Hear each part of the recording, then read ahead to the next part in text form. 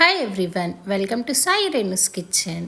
ఈరోజు వీడియోలో చాలా టేస్టీగా అలాగే సింపుల్గా ఆనియన్ చపాతీ ఎలా ప్రిపేర్ చేసుకోవాలో, దానికి కావాల్సిన ఇంగ్రీడియంట్స్ అలాగే ఆ ప్రాసెస్ ఏంటో చూసేద్దాం. చాలా సింపుల్ ప్రాసెస్, అలాగే చాలా టేస్టీగా చాలా బాగుంటుంది. ఒకసారి ట్రై చేసి చూడండి, మీకు ఈ ప్రాసెస్లో నచ్చినట్లయితే అండ్ త్వరగా ప్రిపేర్ చేసుకోవచ్చు.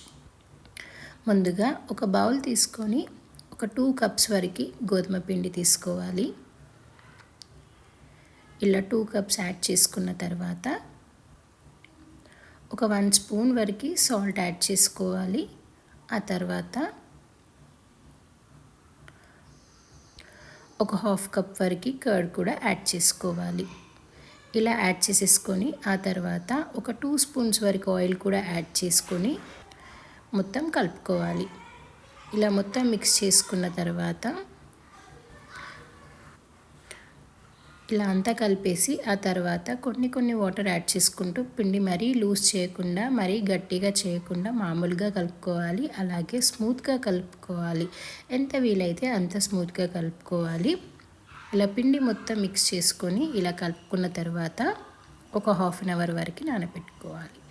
అది నానే అంతలోపు ఒక బౌల్ తీసుకొని దాంట్లో ఒక 1 కప్ వరకు సన్నగా తరిగిన ఆనియన్స్ యాడ్ చేసుకోవాలి. అలా యాడ్ చేసుకొని ఒక 1 స్పూన్ వరకు సాల్ట్ కూడా యాడ్ చేసుకొని మొత్తం కలుపుకోవాలి. ఇలా అంతా మిక్స్ చేసేసి ఆ తర్వాత ఒక 1 స్పూన్ వరకు కారం కూడా యాడ్ చేసుకొని హాఫ్ స్పూన్ వరకు పసుపు కూడా యాడ్ చేసుకోవాలి. ఇలా యాడ్ చేసేసి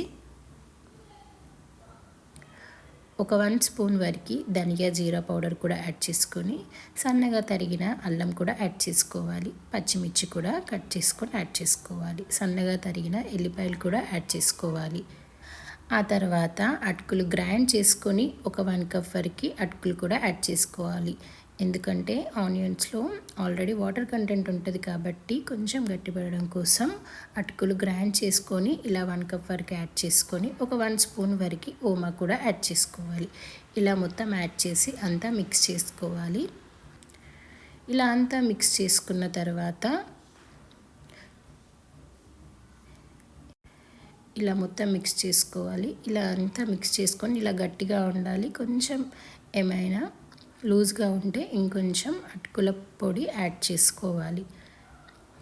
ఇలా మొత్తం మిక్స్ చేసుకొని పక్కకు పెట్టేసి ఆ తర్వాత ఇందాక నానబెట్టుకున్న చపాతీ పిండి ఉంది కదా, ఒక హాఫ్ అన్ అవర్ అయ్యాక తీసేసి ఆ తర్వాత మొత్తం స్మూత్గా కలుపుకోవాలి.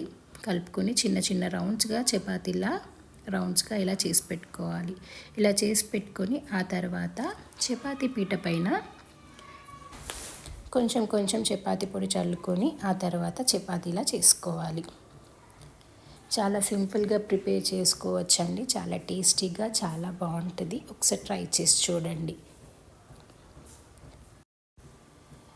ఇలా చపాతీలా చేసుకోవాలి. ముందుగా ఇలా చేసి పెట్టుకున్న తర్వాత ఇందాక ప్రిపేర్ చేసుకున్న స్టఫింగ్ ఉంది కదా, అది యాడ్ చేసుకోవాలి. ఒక 1 స్పూన్ వరకు యాడ్ చేసుకొని మొత్తం స్ప్రెడ్ చేసుకోవాలి. ఇలా స్ప్రెడ్ చేసేసుకొని ఆ తర్వాత ఇలా క్లోజ్ చేసుకొని ఎడ్జెస్కి కూడా ఇలా క్లోజ్ చేసేసుకోవాలి. ఇలా క్లోజ్ చేసి మళ్ళీ ఇలా ఎడ్జ్కి క్లోజ్ చేసుకోవాలి.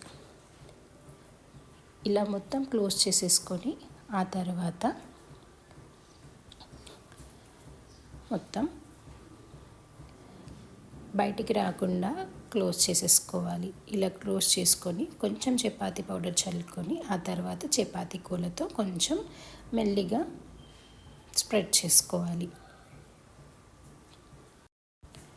ఇలా స్ప్రెడ్ చేసుకోవాలి. మెల్లిగా చేసుకోవాలి. బయటకు రాకుండా ఇలా చపాతీ కూలతో ఇలా స్ప్రెడ్ చేసుకోవాలి. ముందుగా అన్నీ ఇలా ప్రిపేర్ చేసి పెట్టుకోవాలి.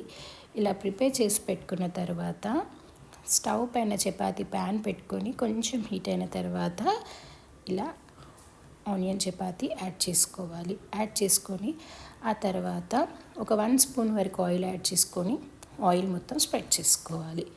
ఇలా స్ప్రెడ్ చేసేసి ఆ తర్వాత ఇంకో సైడ్ కూడా కొంచెం ఆయిల్ యాడ్ చేసుకోవాలి.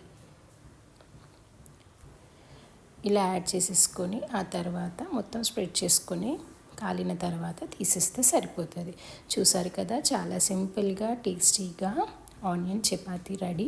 మీకు ఈ ప్రాసెస్లో నచ్చినట్లయితే ట్రై చేసి చూడండి. చాలా సింపుల్గా ప్రిపేర్ చేసుకోవచ్చు అండ్ టేస్ట్ కూడా చాలా బాగుంటుంది.